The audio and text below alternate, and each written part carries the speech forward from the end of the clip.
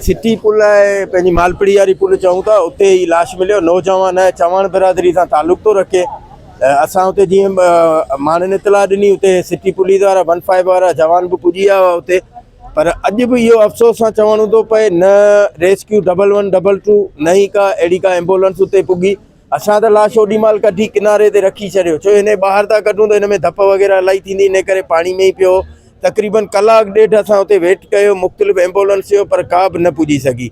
पोइ मजबूरन तव्हां ॾिठो हूंदो, दोस्तनि ॿियनि शहरनि वीडियो ॾिठा त उनखे फटे हिकिड़े चिंची में लाश खणी आया आहियूं। इहे कई दफ़ा वाक़िया थिया आहिनि, निशानदेही करे करे थकी पिया आहियूं। नाहिल इंतिज़ामिया अॼु बि आहे, पहिरीं बि हुई ऐं हमेशह रहंदी।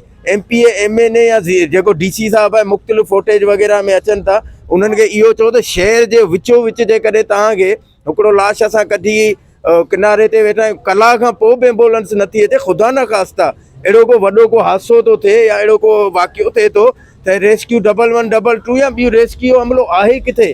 अफ़सोस सां चवणो थो पए। बहरहाल मीडिया ते असांजो कमु आहे जेका बि निशानदेही करणु, वधीक अमल दरामद हू कनि न कनि, असां पंहिंजे हिसे जो कमु करियूं पिया।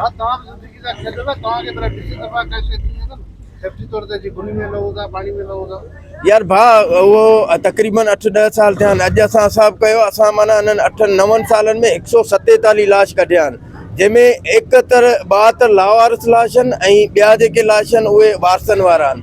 त 147 जे करे 9 सालनि में असां लाश कढिया आहिनि। दोस्त त पंहिंजी जान ते वाक़ई कंदा, पर हिकिड़ो जज़्बो आहे, असीं पंहिंजी जान जी परवाह नथा करियूं। हाणे हीउ बि कंहिंजो पुटु हूंदो, भाउ हूंदो, कंहिंजो उन हिसाब सां उनजा माइट काफ़ी परेशान हुआ। चवाण बिरादरी टंडो मोहम्मद खान सां तालुक रखे थी, उनजा सभु वुरसा पुॼी विया आहिनि।